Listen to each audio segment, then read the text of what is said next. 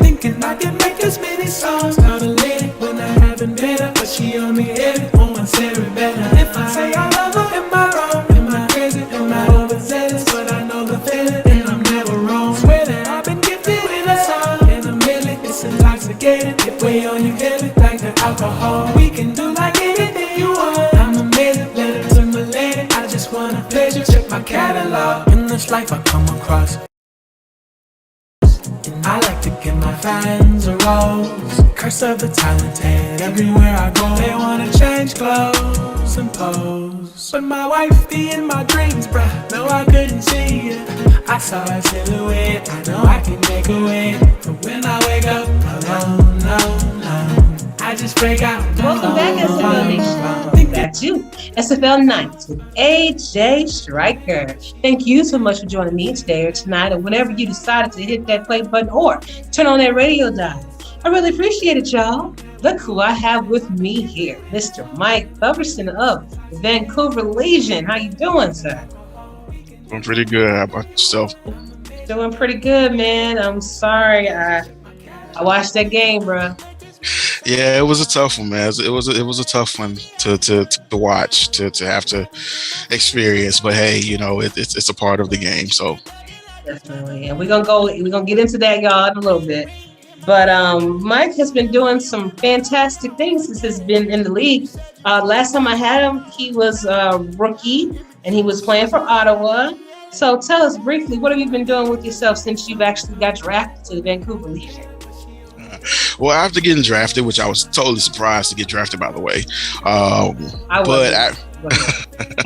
But after I got drafted, came in, again, I was one of the first class of the minors, came in the Legion as defensive end, also worked on the scouting team, just kind of getting familiar with play recognition and scouting and tendencies of things of defenses and offenses of opposing teams that we would face. Also that same year, I came back to Ottawa as a play caller and a defensive coordinator, so I called all the plays, worked closely with a lot of guys.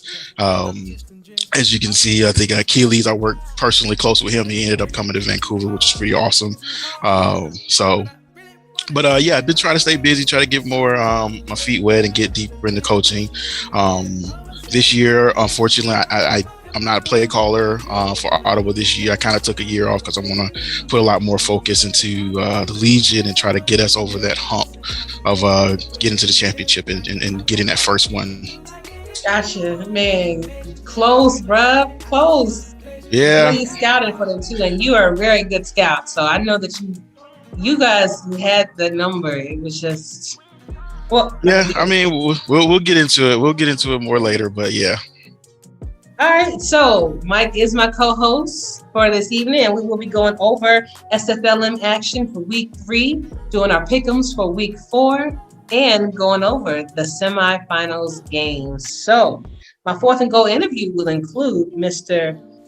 Isaiah King III, free safety of the Salt Lake City Rustlers, Jimmy Hazzard, running back for the San Jose Flight, and his brother, Mike Savage, wide receiver for the Tacoma Grizzlies. So it's going to be a great show. Really glad that you tuned in and that you're going to be checking us out. Now, sliding over to the SFLm Action. Guys, I chose the Miners, the Flight, the Adams, and Salt Lake to win. And this week, I was right about every last one of them. Last week, not so much, but it's all good this week. The Lexington Miners took on the Ottawa Cavalry, and the Miners won 38-33. The Miners had 197 yards passing, 196 yards rushing for 393 yards total. Their time of possession was 22 minutes and 42 seconds with 2 turnovers. The Cavalry had 338 yards passing, 43 yards rushing, and 381 yards total. His time of possession was 19 minutes and 32 seconds with 1 mistake. So, Mike, what do you think the Lexington Miners do to eke out that win over the Ottawa Cavalry? Well, this past week, looking at all the stats and everything, I mean, they came in very balanced. I mean, to nearly 200 yards passing and nearly 200 yards rushing. You can't really ask for anything better than that when you're performing that well. Also to note, I mean, 5 total TDs, 3 on the ground, 2 through the air. Again, another show of just being pretty well balanced. I mean, what more could you ask for? 196 yards running on the ground. As you see, they ate up in the time of possession battle as well by owning the clock, as well as, let's see here, their third down efficiency at 50%. So you can't really ask for much more. A lot of things they checked off and got the win. Yeah, they had a lot of things going there in their favor, definitely. Player of the game was Bailey O'Shaughnessy. 28 attempts, 196 yards, 3 touchdowns, and 35 reception yards. All right, Bailey, I see you. Returning back for season 2, I see you. Another season, I should say. The Madison Lynx took on the San Jose Flight, and the Flight won 15-12 with a walk-off touchdown for the Flight, which was fantastic to watch. Madison had 281 yards passing, 89 yards rushing, 370 yards total. Their time of possession was 22 minutes, 41 seconds with no mistakes. San Jose had 261 yards passing, 44 yards rushing, 305 yards total. Their time of possession was 21 minutes, 9 seconds with no mistakes. So, Mike, both teams made no mistakes. It looks like Madison had a better rushing game than San Jose, but San Jose came out with the win. What do you think about this? I think this one really, honestly, might have boiled down to really third downs. Third down percentage. You'll probably hear me say that a lot because I'm pretty important about that, because what that does effectively is keep the other team's defense on the field and keep your defense on the sideline resting. So if you can control the clock, I mean, you pretty much can control your destiny if you really think about it. They did a pretty good job of that at 60% with third down percentage. I mean, you convert 60%, you should be in the conversation to win that game. They didn't really pass a lot, but the Flight, from my history of going against the Flight, I've never been a predominantly running powerhouse, so really wouldn't expect that from them anyway. But very effective, efficient. I mean, they just went out there and did their thing. Awesome. So much so that wide receiver Doug Spelling was the player of the game with 13 receptions, 159 yards, 2 touchdowns, and he averaged 12.2 yards per reception. All right. Tacoma Grizzlies took on the Albuquerque Adams, and the Adams won 27-20. Tacoma had 191 yards passing, 143 yards rushing, 334 yards total. Their time of possession was 23 minutes, 48 seconds with no mistakes. The Adams had 301 yards passing, 130 yards rushing, 431 yards total. Their time of possession was 21 minutes, 12 seconds with 4 turnovers. So, Mike, they had 4 turnovers, and they were still able to win the game. It looks like both teams had a balanced rushing and passing game, but it seems like the Adams definitely threw the ball a lot more. Yeah, Adams definitely threw a lot more. I mean, they outgained by almost 100 yards total in that game. But again, like you mentioned, they had 4 turnovers. But honestly, the Grizzlies, I'll be interested to see the status. How many points did they generate off of those turnovers? It's one thing to get the turnover, but it's another thing that you actually have to turn those into points, which actually applies a lot more pressure to the other team. As we'll talk about later on, I mean, even in our game this past Sunday in the semifinals, we got 3 turnovers, but literally no points off of them. So effectively, what does that do? You know? Yeah. Good point. Good point. Player of the game was running back Douglas Brown with 19 attempts, 135 yards, 1 touchdown, 9 reception yards, and 1 reception touchdown. All right. And lastly, the Birmingham Fuel took on Salt Lake City Rustlers, and Salt Lake won 13-0. The Fuel had 156 passing yards, 56 rushing yards for 209 total. Their time of possession was 23 minutes, 51 seconds with 2 mistakes. Salt Lake had 136 yards passing, only 75 rushing, 211 yards total. Their time of possession, 22 minutes, 3 seconds with no mistakes. So Fuel seems to be going in the wrong direction. I mean, I know they were former champions and everything, but it just seems like they're having some issues getting things kind of turned around for them. What do you think about that? And what do you think about Salt Lake's win? Well, if I'm not mistaken, Fuel was last season's champion, and they had a pretty great, outstanding season. They had a lot of studs on that team. I had to go against them last year, and we lost them, I believe, in the final seconds, I think, in overtime or something like that. They were pretty stacked offensively, which gave them a lot of chances to win the games. And then you see those guys get drafted, go to the next level, and you're kind of depleted. So you kind of have to rebuild each year at the minor league level. But this game here, particularly looking at the numbers, looks like it was very, very, very defensive. I mean, both teams were pretty balanced. There's only a 2-yard difference total between them as far as who gained out more. Looks like Fuel had 2 costly turnovers that might have probably sealed their deal there. Sealed their fate there, I should say. Yep, I'll definitely agree. The only thing is, I think the Adams won last season and the Fuel won the very first season.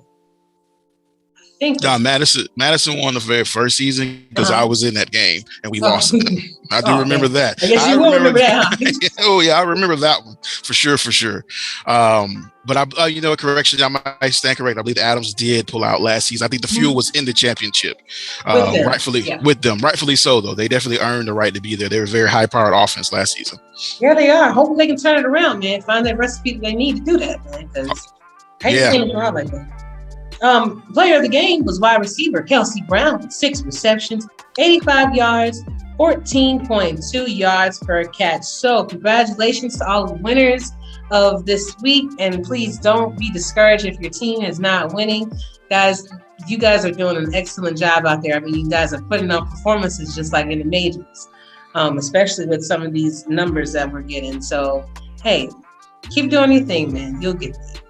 All right. Now the semi-finals round for the majors. Definitely interesting. As everybody knows, I decided not to pick who I thought would win.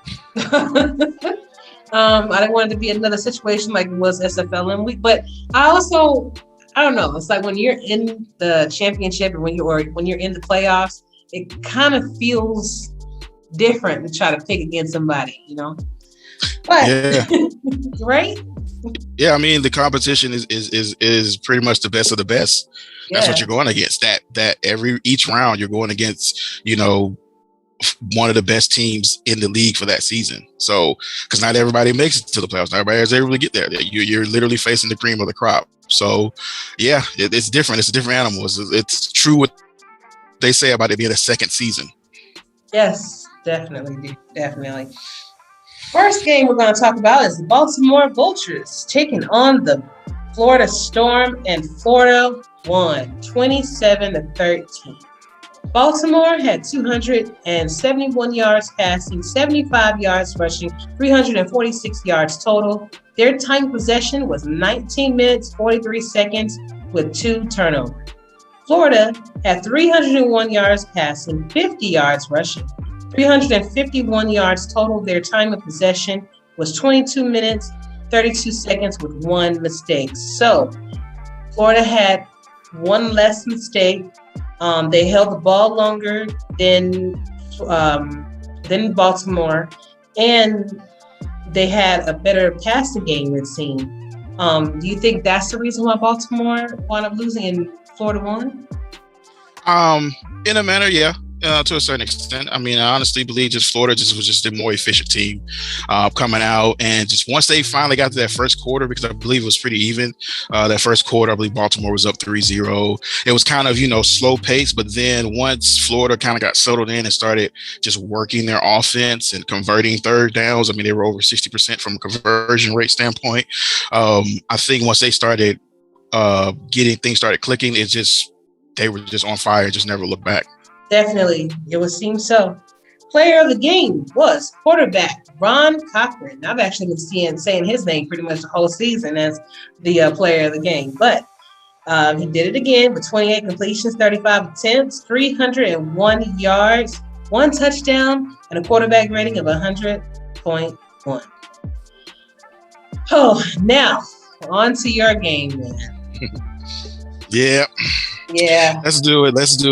Go ahead and rip the Band-Aid off. That's it. Just like Bo said last week. The Vancouver Legion took on the Denver Nightwings, and Denver won 41-23. Vancouver had 347 yards passing, but only 11 yards rushing. 358 yards total. Time of possession was 19 minutes, 23 seconds with 1 turnover. Denver had 269 yards passing, 168 yards rushing for 437 yards total. Time of possession was 24 minutes, 34 seconds with 3 mistakes. So, Mike, what happened? Well, I can tell you what happened. I mean, we got basically buzzsawed by the best team in the SFL. I mean, let's just call it what it is.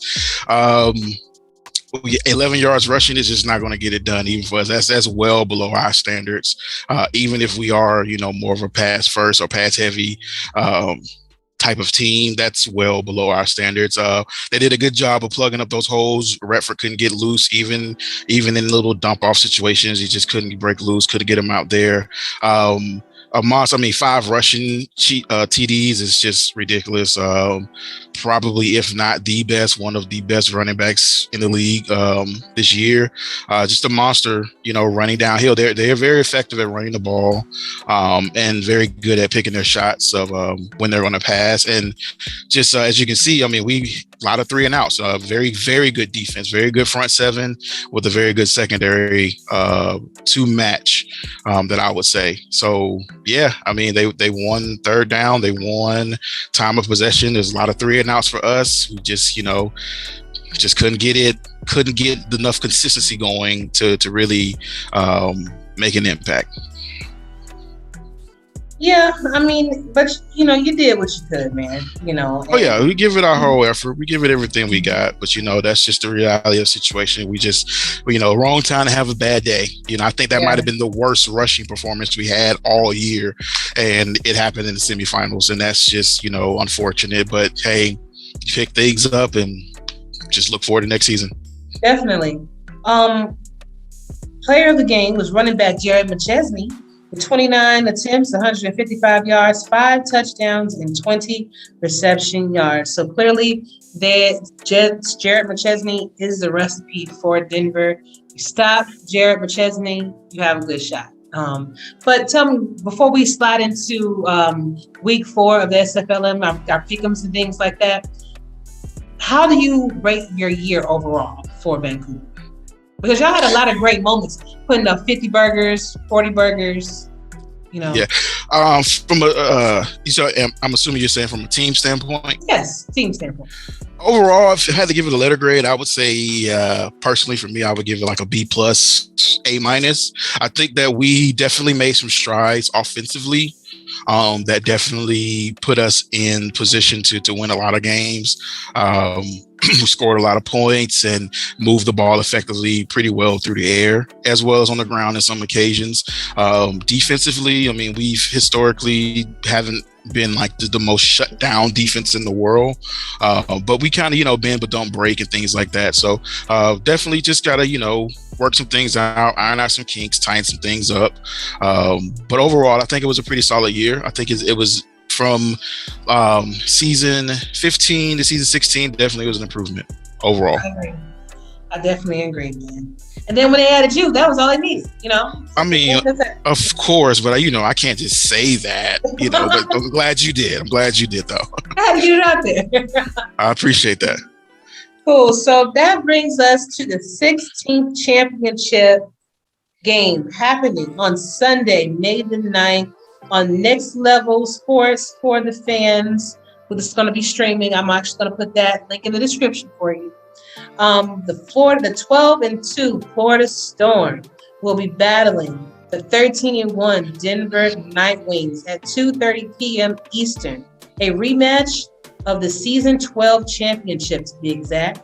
Both teams returned to the title game. Florida's first time being there since season 12. Denver's first time back since season 13. Mike, it's going to be a fantastic game to watch.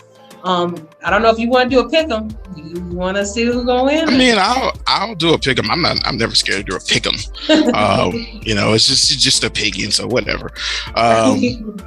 Again, I mean, you got two of the best teams from season 16. Number 1 and number 2. It's a classic matchup, kind of what everybody kind of wants to see. This one here is going to be tough, but personally, I'm going to roll with Denver on this one. I give them a 7 to 10 point favorites in this game. I'm sorry, Florida. No knock against y'all. Y'all are a good team, but Denver has a lot of they pose a lot of problems that I don't know if Florida's going to be able to necessarily solve all of them. Again, Denver is really good at running the ball. I was looking at some stats as far as from a playoff standpoint. Just from the playoff game, I mean, Denver has put up 77 points compared to Florida's 57 points. It averages out to Denver. It averages about 38.5 points a game compared to 28.5 points a game. So you see a 10-point swing right there. The biggest thing that stands out is running the ball. Denver is averaging 124 and a half yards a game in the playoffs compared to Florida 67. Now that's just on par to who they are as far as their identity. But how do you stop that? As Florida, how do you slow that down? How do you throw enough bodies, at their running game to slow them down, to force them to maybe pass a little bit more, get them out of their comfort zone or things of that nature. I don't know how you do it, so don't ask me, but that's for them to figure out.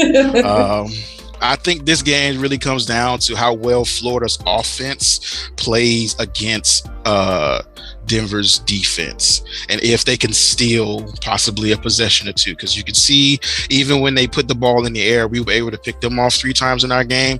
Didn't really amount to much as we didn't turn it into anything, but if Florida's able to get turnovers, steal a few possessions and turn those into points, you get Denver behind the 8 ball a little bit, force them into maybe something they're not used to, don't let them run their game, you have a chance. But Denver is just very strong across the board, just very balanced and solid on both sides of the ball. It's just hard to see. I mean, look at this stat. In season 14, Denver was 5-7. Since then, they've only lost 2 games in the regular season. Talk about a turnaround. So, that's, Denver is the team to beat this year. They were the team to beat last year. I think they fell just a little bit short of Sioux Falls there. I believe in the semifinals, if I'm not mistaken. But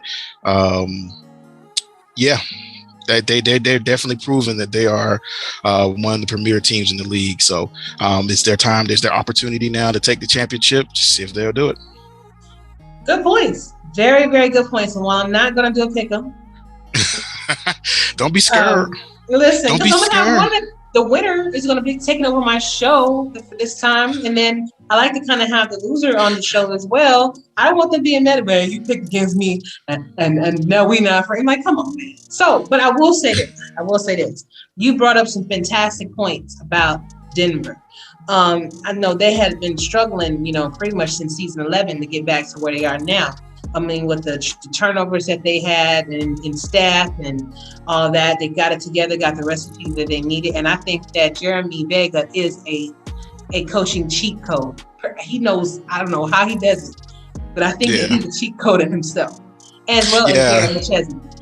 Yeah, somebody mentioned in the comments of the game that he knows the coding to the game or something. I probably would believe that too. I probably would side with that because those guys were moving like I don't know what. I don't understand how they move that much faster than us, but they surely was moving. So listen, made you look like dust in the wind. But listen, I will say that Florida Storm is no slouch either. 3-time champion. Oh yeah, Florida Storm definitely is good. Right. Oh yeah. And then you got the veteran Ron Cochran over there. When he is on point, he's going to drop downs on you if you're not careful. Then you got J.W. Doyle. You got the rookie Charlie Beletsky over there making his mark. I'm thinking he's going to be definitely one of the mentions for Rookie of the Year. Definitely.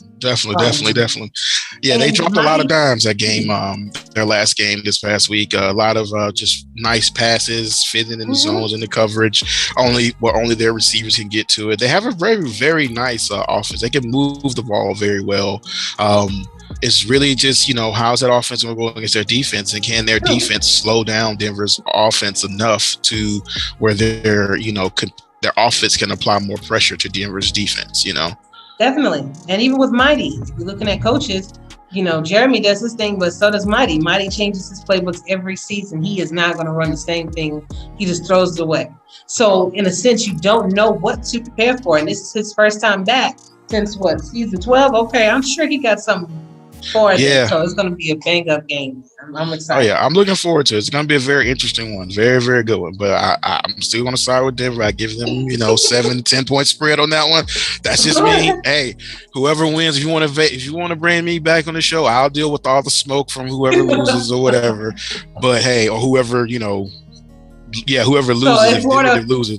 If Florida wins and then I have you come back and then they be on a show, then you don't mind taking that smoke. They got it. I don't mind taking it. I stand by what I say. I don't mind taking that smoke. It is what it is. All right. I'm going to hold you to that too. All right. So the SFLm Action for week 4, we got the album. And these games are normally played on Fridays. But we're actually going to be changing things up. Mother's Day will be taking place the same day as the championship, and it's going to be fantastic. We're going to be doing special tributes to mothers out there. If you want more information, visit our website, www.simulationfl.net, for more details. And to see this, what I'm going to read to you right now. The SFLm schedule that will be taking place on May the 10th, Monday, will include the Albuquerque Adams taking on the Birmingham Fuel. And Mike, I think I'm going to go with the Albuquerque Adams on this one. They have been a freight train coming off from this whole season starting. So I think they're going to continue that win. Yeah, I can see that. It's definitely a safe pick. I don't want to, but I'm gonna play devil's advocate here and go with the Fuel. I'm just gonna, hey, maybe they right the ship this week. Hey, exactly. Get one in there. Any given sim day. Definitely. Exactly. So the Salt Lake City Rustlers will be taking on the Lexington Miners. Ooh, that's going to be a fantastic game too. Both of these teams coming off fresh wins this week. Lexington has been putting up some big numbers. Salt Lake is no slouch either. I think I'm going to go with Lexington Miners on this. Yeah, I have to agree with you on this one. I'm gonna ride with the Miners. Just looking at their numbers and things like that, they've been pretty consistent week in and week out. Yeah, I think they maybe pull out. I think it's going to be a close game though.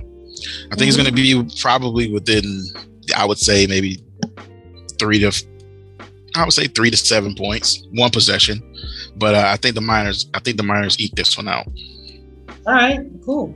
The Madison Lynx will be taking on the Memphis River Runners, and the River Runners was just on a bye week, so they're going to come out with fresh legs. Madison has been putting up some great numbers this season as well. It's going to be tough, but I think Madison is going to pull off this win too. What you think? I'm going to be honest with you. I'm going with the River Runners. Is it you said? Yeah, I want to go with River Runners because the Lynx are our rivals in Ottawa. So I'm just not going to pick the Lynx just because they're our rivals. I don't really care. I'll be honest with you. I'm just going to go with River just because. I mean, I'm sorry.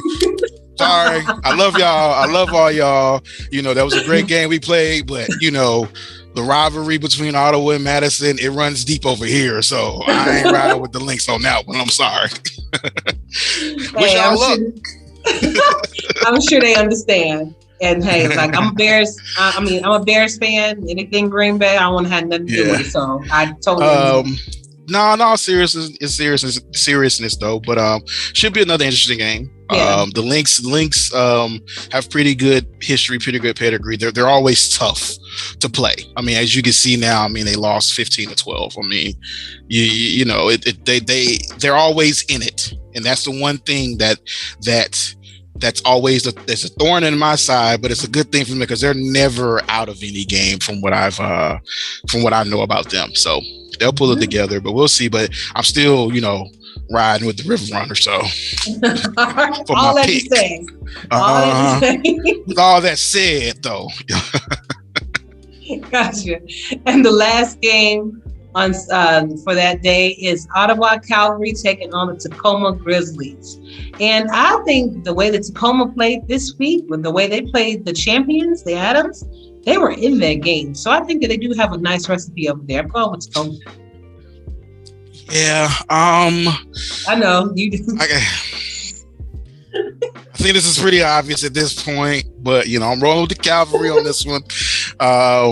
Pull it out, guys, please, for your boy, at least to make me look good, at least in this one. But I'm gonna roll with the Cavalry. I think missing Say, shout outs to Kevin Say, had him first year in the minors, 2 years in the minors, and he basically came up into the majors and still doing his thing. But Say was a really good, anchor for our offense and in the backfield. And I think that's a piece that's just hard to replace. No shade at, replacement or anybody that's stepping up to fill those shoes, because those are just really big shoes to fill. Yeah, he was definitely an anchor for our offense and our backfield. But, shouts out to coaching Frank and those guys, seeing that they make some adjustments. I mean, 338 yards passing last week is no slouch with 4 passing touchdowns. So they can establish maybe a little more decent run or just outscore. Just maybe become the Warriors and just put up more points than your next guy. You'll be all right. But Tacoma's coming in. But see, the thing that scares me a little bit with Cavalry is just that giving up 196 yards to the Miners and then coming in against the Grizzlies that just gained 143 on the ground. You gotta get off the field at some point in time. Those are killers for you. For your defense. Those just body blows. They suck. I know. When you're third and short and you still have to be on the field because you couldn't get them off. So yeah.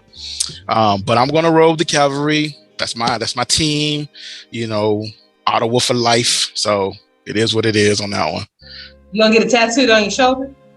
Nah, I ain't gonna get it tattooed on my shoulder, but I might get a shirt or maybe one of those koozies or something that says but I ain't gonna get it tattooed on me. I mean it's for life.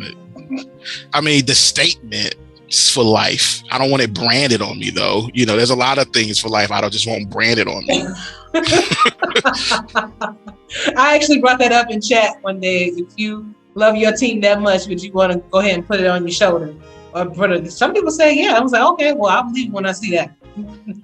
Hey, and hats off to those guys and gals that are about that life. But I am not about that life. So therefore, I'm just going to, support, get a hat or something, get a shirt. Maybe I get it made, I got you. I'm rooting for you. I got you. Exactly.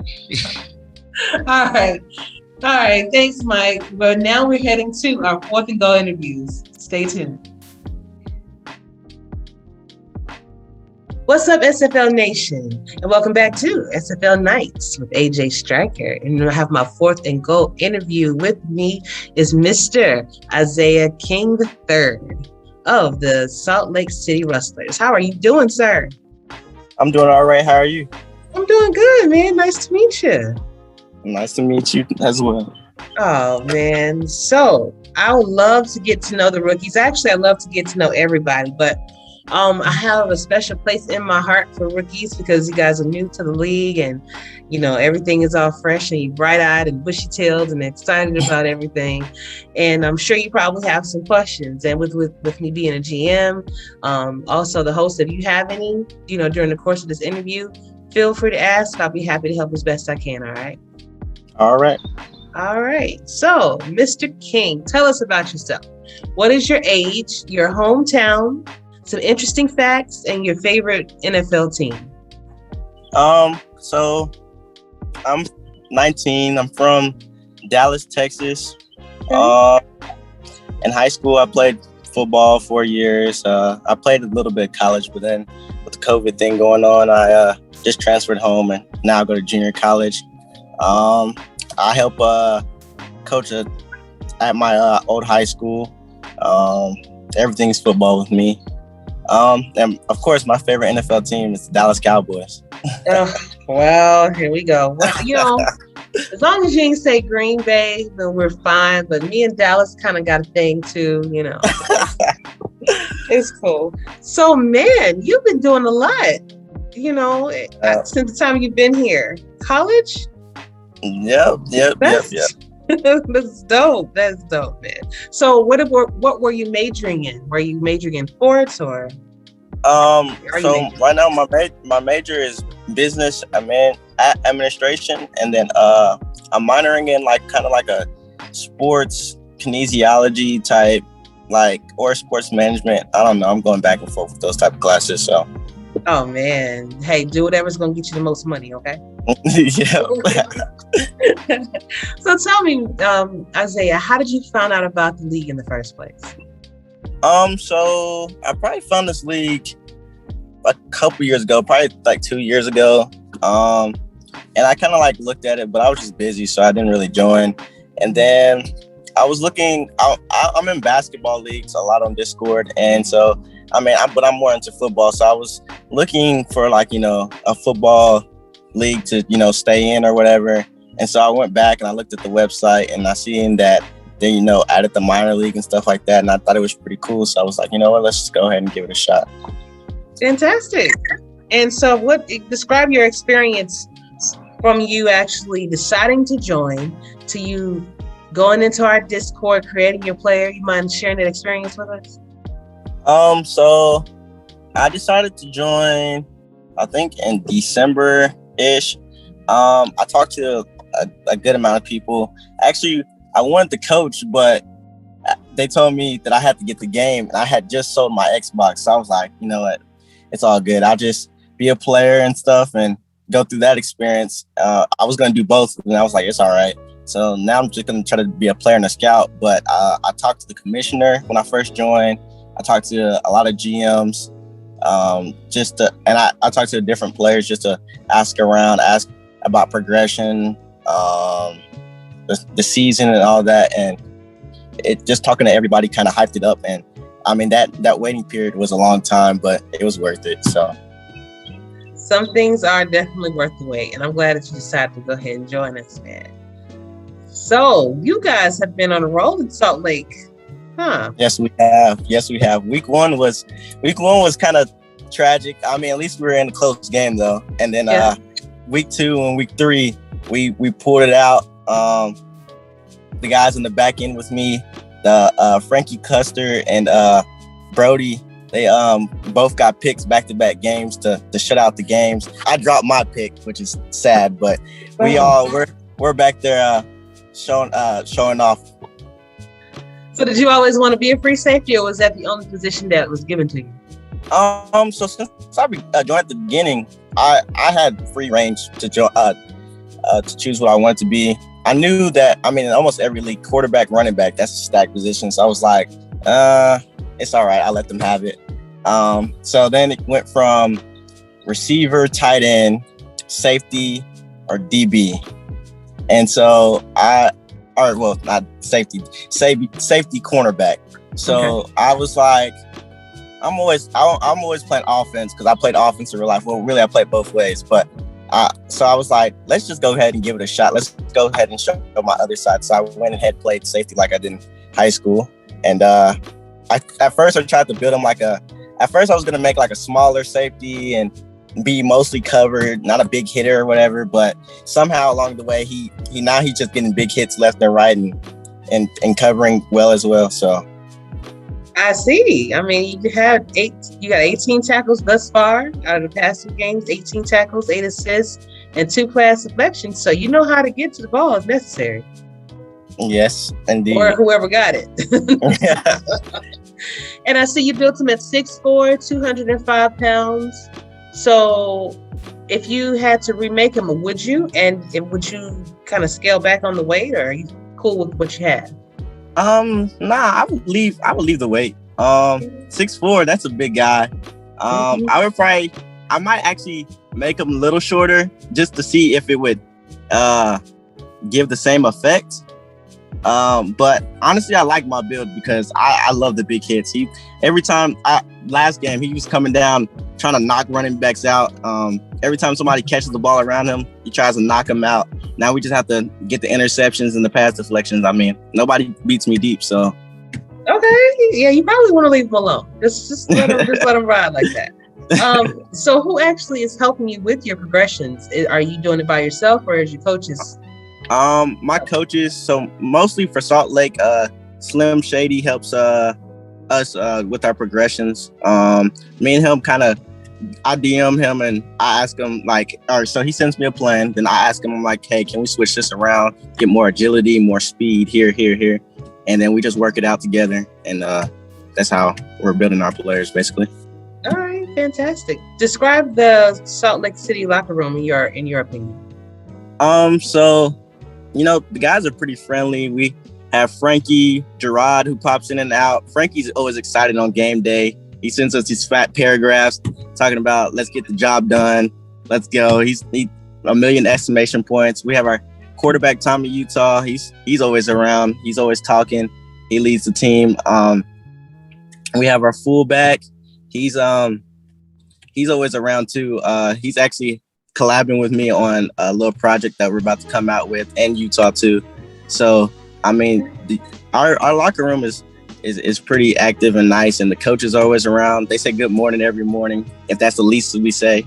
I mean, we're always talking, going up to progression, going up to game day, and it's just a fun locker room to be around. Awesome. How do you, since you played sports, football and everything, how do you deal with the adversity and the trash talk that sometimes comes into sports? I embrace it. I love it. I like when people talk trash and tell me they're better than me or that they can beat me, or it builds me up. It makes me want to work harder. It makes me want to come out harder and show them I'm the best, and I'm always stand that I'm the best. Even when I'm not the best, I'm still going to tell you I'm the best, and I'm going to come work harder to be the best. So trash talk, it just gives me a chip and motivates me. Okay. So how do you bring the team up when you do have those games where things are not going your way, or when you want to lose?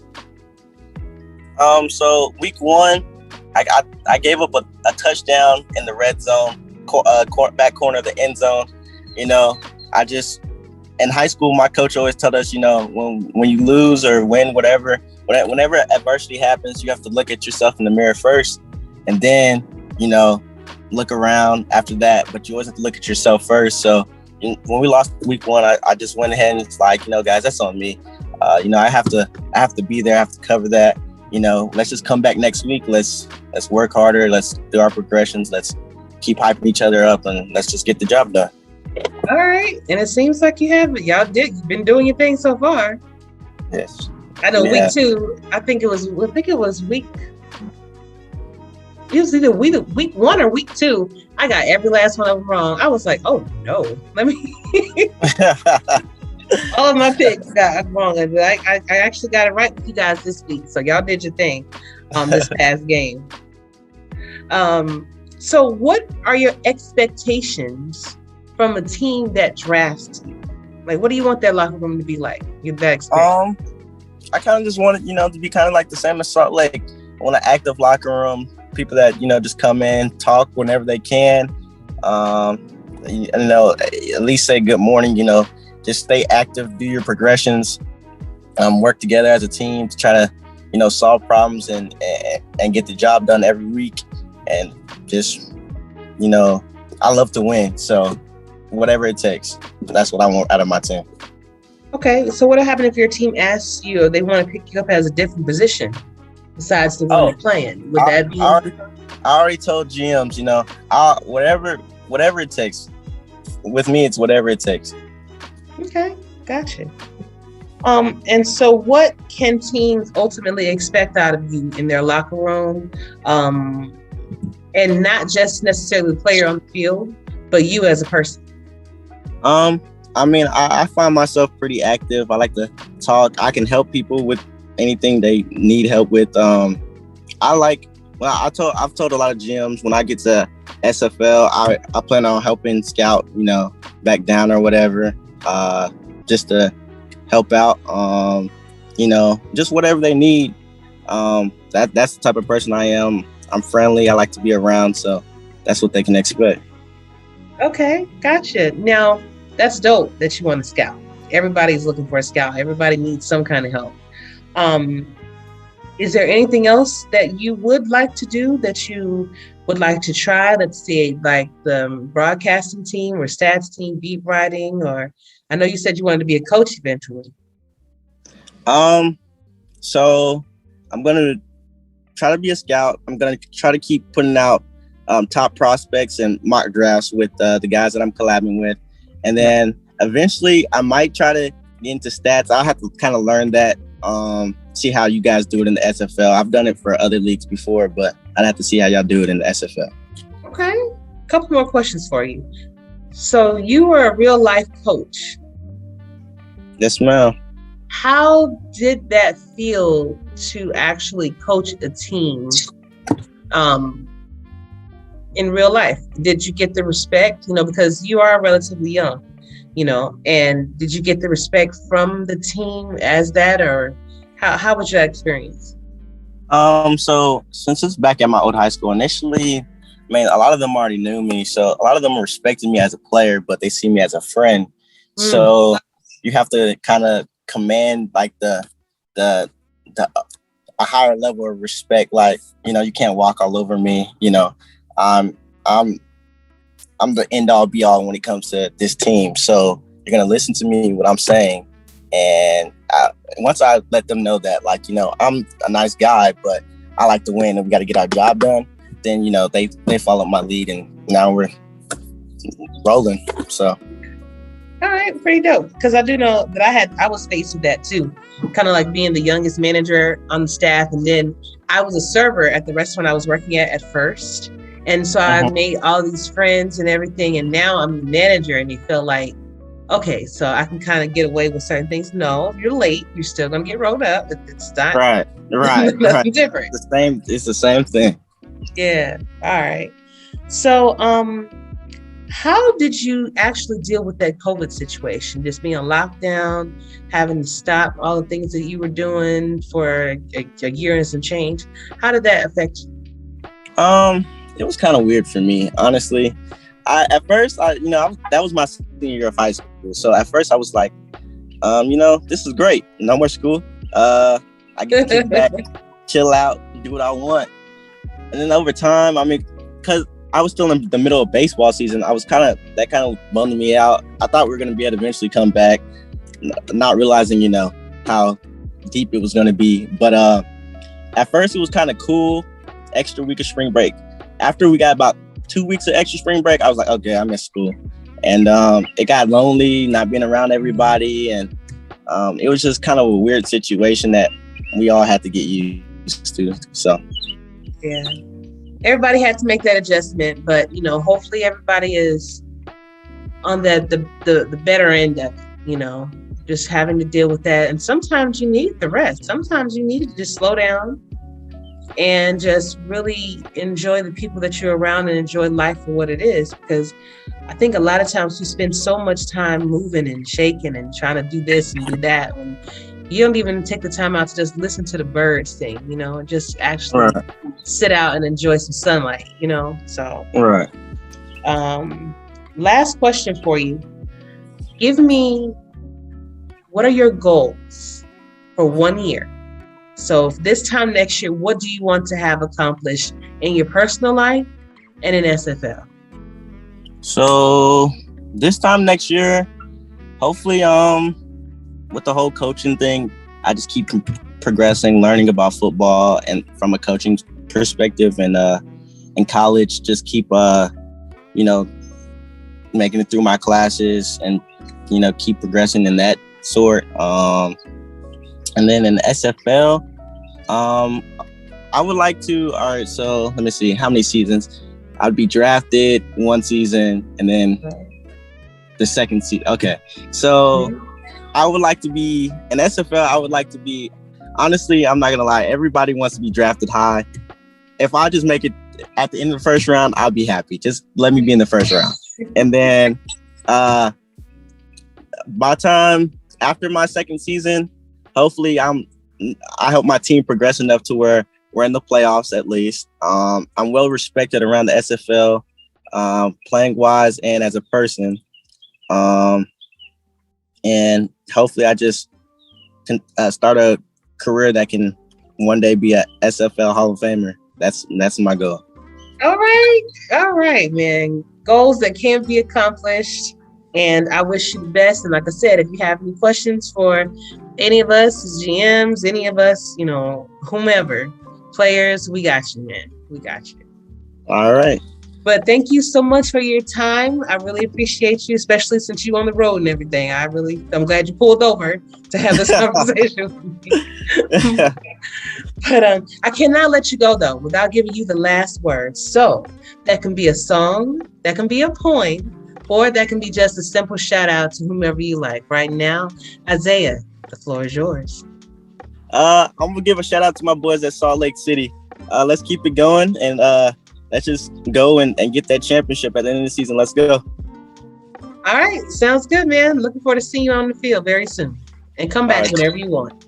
All right. Thank you. All right, brother. Thank you. Bye-bye.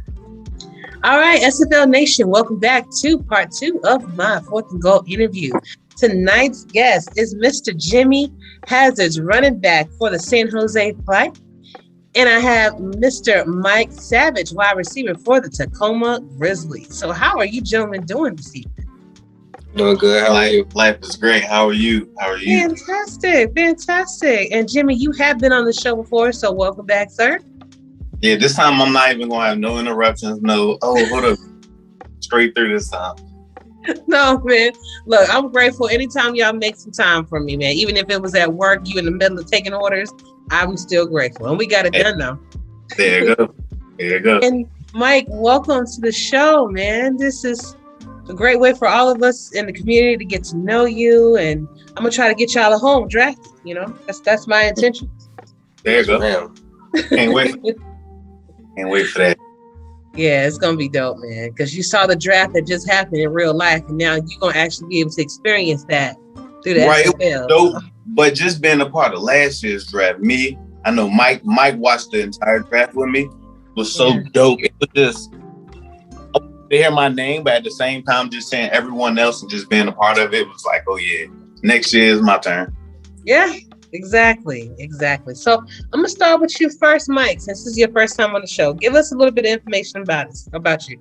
So give us your age, your hometown, some interesting facts, and your favorite NFL team.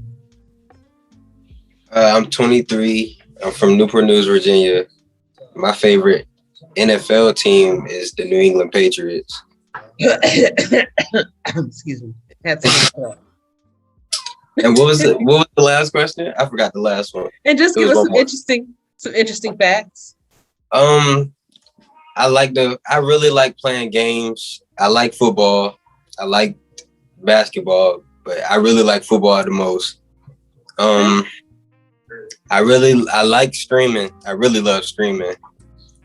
I like my SFL team. They all talk in the chat and we all talk really every day. And really, I'm glad to be on the team, and I'm ready to see if I can get drafted. All right, cool. Now back to New England, man. Quickly, how did you feel when Bray left? Were you sad about it? Were you happy that Cam came to try to help out? How was you feeling? After last season, when he started playing, he wasn't really that good. Yeah. And then close to the ending of the season, he wasn't really throwing that many touchdowns or nothing. So I would say he kind of iffy. Okay. But I feel like he might do better this season now that we got a couple key players. Yeah. Because if you don't have nobody to really throw to and exercise your talents like that, then it can wear on you, man. Yeah. And you said that you stream too. What are you streaming? What do you like streaming? I stream NBA 2K21 and sometimes Call of Duty. All right, cool. I'm familiar with both of those. I suck at Call of Duty, so I'm gonna tell you straight up. I tried it, nah, that ain't me. I'm more of a GTA kind of fan. I'll go out there and do some I stuff like like that. Yeah, that's my type. Well, yeah, that's dope, man. I love it. Hey, Jimmy. Yes, ma'am. All right. So for people that did not get a chance to actually see your interview, just give us the same information, man. What's your age, your hometown, interesting facts about yourself? Oh, there you go. I'm 28. I'm also from Newport News. Diehard Cowboys. Diehard. I mean, the biggest diehard ever. Cowboys, and some more Cowboys. But you know, I'm a second-year SFLm player. Learning a lot. Social worker, just work, dog, school. Just the average guy, you know, that loves football. Me and my brother's been football since we came out the womb. Honestly, it's like we do everything. I got on to the SFL and I was like, hey, you need to play. You need to come play with me. He's on. So we just both two young grown men with childish natures, very much ready to play football. There you go. I guess that's what That's dope, man. That's dope. So Mike, I'm assuming, so he just said that he got you into the league involved and everything. But what was your experience like? And I can ask you that too, Jimmy. What was your experience like actually creating your player, going into the different locker rooms? Can you give us that overview? I would say I was kind of like hyped. I was ready to see like the experience and see what like happened when the season started. And yeah, I really wanted to see what my player was going to do, like progressing him every week. And it's kind of coming out good. So I'm kind of like it. I like it. Okay. And me per se, I jumped into it. We both had our Pro 2K8 on Xbox 360 when we were younger. So we already knew what it was, and we were like, hey, okay, it's not in our control, but I just wanted a running back. I always played running back. I always wanted to be 6 feet tall, but I'm really 5'7". Don't tell no one. So I just wanted a finesse 6 feet, underweight, like not too heavy set, but nice and swift. I wanted just length and swifty. So, you know, I guess I could say the other part of the question, I don't know. I just jumped into it. That's how I knew about this way before, and I just jumped into it. I really didn't even give it a look. I want that face. I want that height. I want that weight. I want to do this, and let's go. Football, let's get to it. All that other stuff, no. The work is on the field. All that other cuteness, no. Let's do it. All right. I like that. So, the positions that you both play. Now, Jimmy, you kind of touched on it. You wanted to be a running back, and you were able to actually come in and be a player, be at the running back spot. With Mike, were you wanting to be a wide receiver, or were you just offered that was all that was left? How did that go? I wanted to be a wide receiver because I made, like, when I used to play Madden, I always made wide receivers. So when my brother told me about the SFL, I wanted to see how that was going to be, like creating a real, like not a real player, but like a player like with simulation, like seeing like how I could progress my player and see like how I could do it that way. So what would who did you guys model your player after? Is there a particular person in the NFL that you guys kind of wanted your player to be like? I did Jerry Rice. Okay, nice, man. And me, I honestly did no one. Like I said, I jumped straight into it. I made Jimmy Hazzard. I knew what kind of running back I really wanted to be. So as I jumped into it, I knew looking at progressions and learning, talking more. Shout out to Coach Craven, you know, learning more from people like that. I'm just building my player as my mind says Jimmy Hazzard would be if he was 6 feet tall and 195 in the league right now. So that's how I pretty much went with it. But yeah, me and Mike had a conversation. And I was like, bro, you should probably look into it because now I know more information. And he picked the player he picked. And last week, looking at him play, and the week before, it turned out to be a good wide receiver pick. He's going to be crazy. Okay, exactly. Now, you and San Jose play, Jimmy. And Yes, so far, now it says season 2 for you. I'm looking for this season as far as how have anything been added yet, and I guess not yet. But for season 2, you definitely made a difference. 174 carries, 579 rushing yards, 5 rushing touchdowns, 37 receptions. So do you think that you will be making more of an impact this season? You already started. Yeah, I was player of the game last week. Let's get it. That's true. Shout out to everybody we playing, to everyone in the SFLm, because it's really like based off last season, it's a lot of great players this season. But I forgot the question real fast. I'll be running my mouth. No, you're good. I was wondering. So yes, this year, shout out to Doug Spelling and Logan Strange and our quarterback. Forgot his name, but we'll get to that. Shout out to him anyway. We're doing passing. We're doing real good in passing. And what I like from my player, I'm coming out that backfield, catching passes and making huge plays. So, yes, I'm making a bigger impact, but in different ways. And it's intriguing me because now I'm not just so mindset focused on running the ball in the SFL. Now I'm like, hey, teams, I also can catch the ball out of the backfield and make a crazy play. Look at me. I'm one of them players you need. So, yeah, that's how I look at it. This season's going to be very good. We already doing our thing 2-1. I see the playoffs, and hopefully I see all us with our arms up ready at the draft. Like, come get us. We the champions. Come get us. Absolutely. And Mike, I'm looking at your numbers from this past game, and you had 6 receptions, 63 yards, averaging 10 yards per reception. So it looks like you're doing your thing too, man. Yeah, good. I'm trying. We just gotta keep winning. If we keep winning, we'll be good. That's my next question. So Tacoma kind of struggled last season. And it seems like they do have a nice recipe to turn things around. Were you able to watch any of their games last season, Mike, before you joined? I think I watched one. All right, when we played. Yeah, and that was when San Jose played. But I was really watching all his games, really. And then the other games that was coming on after his, but I was really watching the San Jose games. Okay, gotcha. Well, they kind of struggled last season, but they are adding different people to kind of turn things around.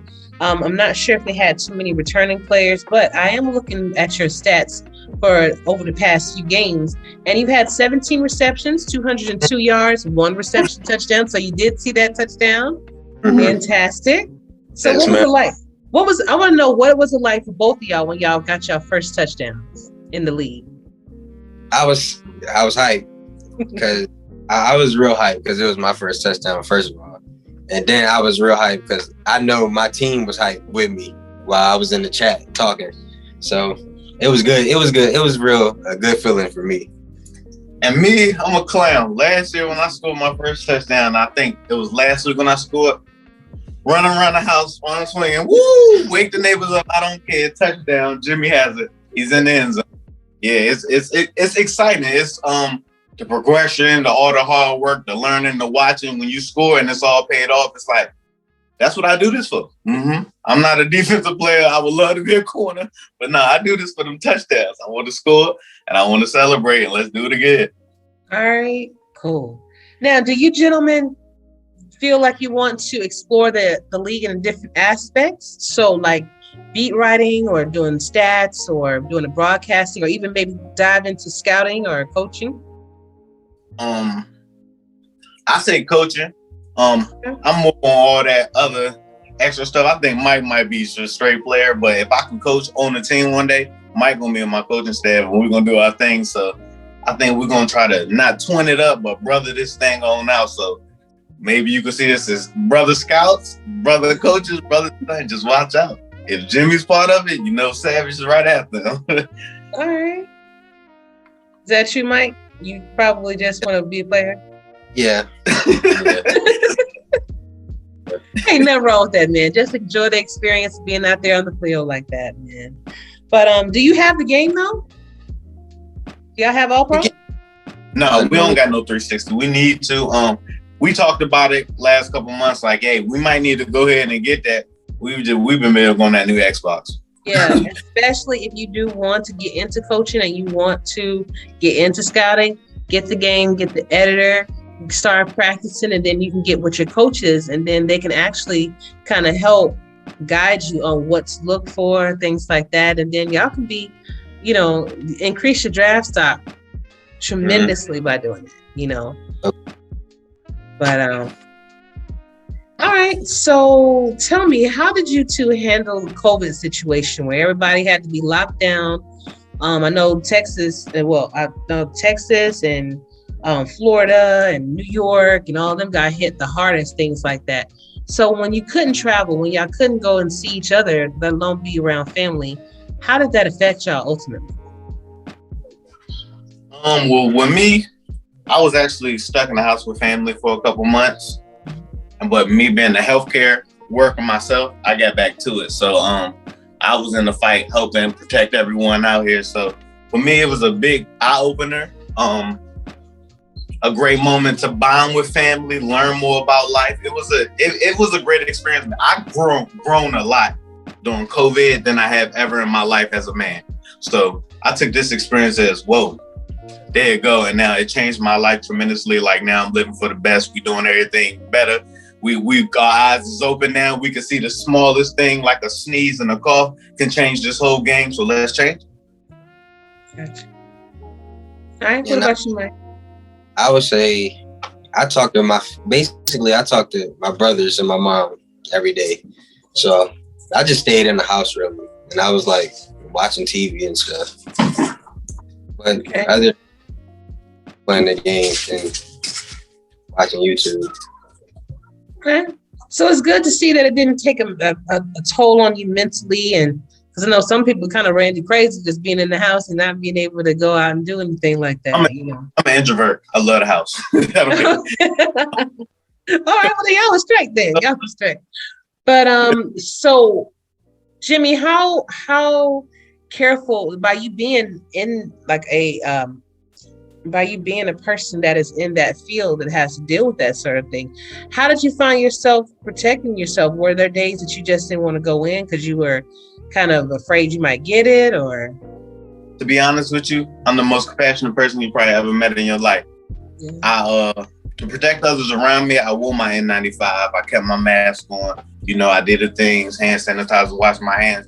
But I'm the type of person that I went to work because if I caught it, oh well, we're gonna get better. God forbid if I die and all that. But I gotta go back to work and help. I'm a helper. You know, I ain't scared of it because I'm here to help. You know, I'm younger. I got a little more youth than me. I can run real fast still. So I have a better chance at this pandemic than the workers. Like I work at a nursing home, than the 80-year-old dementia. I have a way better chance of living. So, you know, I was never afraid of it. I actually did catch it myself, but it was something I never was afraid of. I just attacked it and I was the brave one so others can be brave like me and we all together can beat this. Oh man, that's dope. It looks like you healthy. Go ahead. No, not to cut you off, but if I keep walking off, the dog is doing everything. She's like, oh, you want to interview? Let me do my thing right quick. So that's why I keep walking on and off. I'm glad Mike right here to hold us down. No worries. You know, I've had everybody on the show. I've had babies. I've had dogs. I've had birds. Anything, you know, you want us to introduce, you know, your newfound friend? Yeah, go ahead. But Mike, while he's doing that, so tell me how do you handle trash talking adversity? Oh my God. Hey, baby. Get the camera so they can see your eyes. I got this. Oh my gosh. They just blew. This is what's her name? York Lab and a Pitbull mix. She's a handful. The beautifulest handful I ever had in my life. Yes, I agree. And I know you told me off camera that my favorite pug is living with mom right now. Mom got Pug Power. Pug Power retired. Early season year. But he's retired, kicking back now. Pug Power isn't gone. He's on par, but it's York. York says she's gonna take the torch and we're gonna win a couple SFLm championships, San Jose, and we're gonna go to the league and we're gonna show them what we're about. That's right. Just like Georgia got their mascot, you got yours. I love it. There you go. Always. There you go. So, but how do both of you handle the trash talk and adversity that comes with playing in sports, being involved in these sports, all of that? We fight. today, still to today as brothers. Trash talk ain't nothing but a thing. We're gonna trash. I mean, the biggest thing now is, you know, how, and not to be stupid, but sensitive the world is, so we kind of respect the trash talk now. So I probably won't go as intense in Discord and things as I will go with little bro at home. But you know, trash talk, that's our thing. Yeah, I think all together when we talk to each other, it's trash talk. I don't think we talk nice to each other. Mike, what's your thoughts? I would say the same thing he said basically, and I really just don't even pay attention to it like that much. I try to stay away from it. Okay, gotcha. So, what are your expectations from the team that drafts you, that will eventually pick you up and put you on a roster? What do you expect out of that team? I'm gonna go first. I don't expect nothing. I expect Jimmy Hazzard to produce. I expect them to, you know, hold me with a welcome arms because I'm a clown. I'm gonna love everybody. We're gonna do the thing. So I just hope it's a close family knit. Let's do it. That's what I really hope. I hope the team that chooses Jimmy is that. You know what I'm saying? But I just I'm hard on myself. So my hopes is, can Jimmy produce? What can Jimmy do for the team? And the team that picks me, if or whatever team that picks me, I would hope that we all just talk like how the team that I'm playing, like Tacoma, like how we talking like now. I hope that we just talk like that. I hope we all like in the chats during the game times and stuff. And I just hope we just winning and not really losing every game. I just hope we winning. Okay, gotcha. Now, if you guys were selected during the draft as another position, would you play it, or are you just is your heart where your player is right now? I'll play it. Okay. It depends on what position it is. I'll play it though. Okay. I ain't going on the line. Going on the line, but I'll try something else. I'd play something else, yeah. Yeah, it will be a hard decision for me. Like I said, as long as it's not the line, I'll do any other position, but I ain't going on. And the thing is, you have your right to have your thoughts and your opinions right. like that. Now, I look at it this way. I want you to be happy. I'm a GM of the Arizona Scorpions, so I would want you to be happy with if I need you for a specific position, and you tell me, "Hey, Ash, you know, I do want to be on this team, but I really want to continue to be a wide receiver or a running back." I know that makes you happy. So I know that you're more likely to stay on the team or where whomever chooses you if you are happy and playing the position that you ultimately want to see yourself in. So I definitely respect that. I also respect people that do want to just, hey, it don't matter what you want, I got you, you know, because that kind of makes our job a little bit easier if we can't find somebody in that position. But yeah, that's a strong trait to have. Yeah. And just willing to do anything for anybody, that's a strong trait to have. It takes a strong person to do that. It does. Definitely. I was actually looking on your schedules to see if y'all play each other. That would be a pretty interesting matchup, but I'm not seeing it. I think it's week 8, week 9, week 7, 8, and 9. So it's one of them last 2 or 3 games. Yeah. I'm not talking to them. We're just going to show them what. I don't have nothing to say to them the entire week. I'm progressing. Don't text me. Talk to me. I'll see you Friday. See you on Friday. Good friend, the family. It's gonna be a good week. The biggest, not to cut nobody off, but my biggest goal, hope they draft us together. Okay. That would be beautiful. Okay. We'll see you putting it out there. Whoever come get us, that would be beautiful to see us together. Okay. That'd be dope. I would like to see that too. I like it when family members are on the same team, because it's interesting to see that you guys are on the different teams, because you can have that trash talk and all that kind of stuff with each other, which is dope. But when you are on the same team, it's like you're going through the same thing together, win or lose, you know? Yeah. So I get that. That'd be fantastic. What is one goal that each of you have that you want to accomplish by this time next year, in the SFL and in real life? So give me one goal that y'all want to accomplish by this time, by May of next year. That's a good question. She hitting us with the whammies. That's a good question. In the SFL, you know, by this time next year, hopefully I'm on the team. Mm-hmm. Hopefully I know how the seasons work. I ain't look all into that because I'm like, I ain't ready till I'm in the league. But hopefully I think it'll be a season through already if I make it. If it is, I want 1,000 yards. That's my biggest goal. I want 1,000 yards. I want to produce. And in life, you know, I'm in school and things. I just want to grasp on that a little bit harder and knock out another year. You know, I want to be another whatever time closer to the graduate. That's my goal. Let me go get her. And me, my goal, I would say I would probably want to get with streaming more. I would say like improve in it. Mm-hmm. And with the SFL, I would say probably a goal. It'll probably be getting drafted and just like, I guess, Producer? Producing basically. Oh. Getting touched, basically getting open for my quarterback. Gotcha. I love it, man. I love it. Jimmy, what are you going to school for? Healthcare administration. I'm trying to be a director in either skilled nursing facilities, emergency room, things like that. You know how you can go. So one thing I learned about healthcare is not just nurses. I always grew up like it's just only nurses and doctors. There's actually the admin side to where you have the directors of the emergency services, the director of the actual nurses home. That's what I'm going to school for. So my goal is to make it better for our loved ones who are in those facilities, who has crappy food, who don't got the best care, and the things you guys don't see on a normal basis that I see, make that better. And I want to be the man in charge. Like, no, we're going to do it right.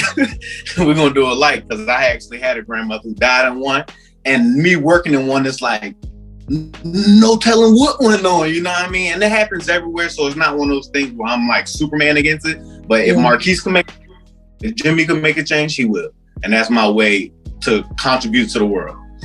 That's beautiful, man. That's beautiful. Mike, have you ever thought about going back to school, man? Are you in school right now? I'm not at the moment, but I have been thinking about it. Like for the past couple of weeks. Yeah, I have been thinking about it. Is there something that you would like to do? I've been trying to do gaming, like a gaming class. Nice. Like coding or something like that? I've been trying to find something. Okay. Hopefully I can find something, but yeah, that's basically, I've been trying to find it, yeah. Yeah, my daughter is actually starting off with in coding. They were offering that as like an elective at her school. And she, actually likes it. So she's thinking about, just like you, she draws. I don't know if y'all see this. She draws like anime characters. I don't know if y'all can see that. Oh, that's dope. Yeah. Yeah, and she's a lot better than this is when she was like, about 10. So she's progressed now. But yeah, I definitely applaud you, man. And I hope that you live out that dream, because you find the right places, get with the right people, you can definitely make that happen. Yeah, all right. But gentlemen, I want to thank you guys for being on the show. It was a pleasure to have both of you on and meeting you. Well, Jimmy, knowing you, but Mike meeting you and things like that. I wish y'all the best, and you are welcome to come back on the show anytime you want to. Even if you just tell me, because I'm still trying to find that game that you guys play together, that you play against each other. It's gonna be a doozy. I learned that word when I was like 4. A doozy.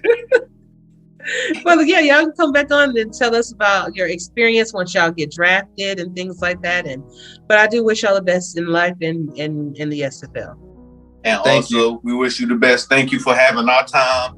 Thank you for welcoming us to the show. And all you teams, look out for Mike Savage and Jimmy Hazzard. It's gonna be a doozy. Perfect. I think that's the catchphrase when you talk about us from now. It's gonna be a doozy one. That's It's gonna be a doozy. Yeah. But before I let y'all go, I can't let you go without giving you both the last word. So that can be a song that you want to sing, a poem that you want to recite, or a quote, or that can be just a simple shout out. But right now, Mike, the floor is yours. A shout out. gonna shout my team out. I'm gonna shout out my quarterback, Johnny Reno, and I'm gonna shout out Brad Jones. All right. I've been talking to them the most in the chat, basically, and my free safety. I'm a shout them out. Perfect. And what about you, Jimmy? And I just want to shout out the whole SFL Nation itself. God bless you all. Peace and welcome to you all. Peace and love. That's my word. Peace and love. It's gonna be a doozy. Look out for me as a people. Love you all. Hey, you gonna see me in chat? Hey, this is gonna be a doozy right here. Hey, I see you every week. I be like, Ashley. Just imagine my comments is me being a fool. I mean, Ashley. Every time I But yeah, Ashley, All right. You are very welcome. See y'all around, man. All right. Good luck. All right, everybody, that's it. Thank you so much for joining us tonight for the show. We really appreciate you taking the time out to listen to us. Special thanks goes out to, again, Isaiah King, Jeremy Hazzard, and Mike Savage for being on the show. And of course, my special guest co-host, Mr. Mike Coverson. You got any last words for our crew over here, Mike? Well, I just want to say, first off, appreciate you for having me. I enjoyed my time here, and I would love to be back in the near future, if need be. Like I said, I'm here for the smoke. If in any case my prediction don't pan out right, any championship, blah, blah, blah, but I'm here for it, whatever. But no, just appreciate it. I want to give a huge shout out to the Vancouver Legion, our locker room, our coaching staff. I know we fell a little short this year, but we're gonna come back strong and look to get over that hump and get to that chip and get that first one in Vancouver. Also, huge shout out to the Ottawa Cavalry. Go out there, make me proud. Get the W for me. If anything else, just get it for me so I don't look that bad if my predictions don't pan out. So I appreciate that. Go, because I'm gonna call you to it. Like, hey, bro, messed up. I know. But the thing about me, I'll stand on what I say. So if I'm wrong, I'm wrong. But if I'm right, better watch out. All right, Mike. Thank you so much. And again, everybody, thank you so much for being on. Looking forward to bringing you another great podcast next week. But until then, y'all, stay safe, treat each other well. Mike and Striker. Peace.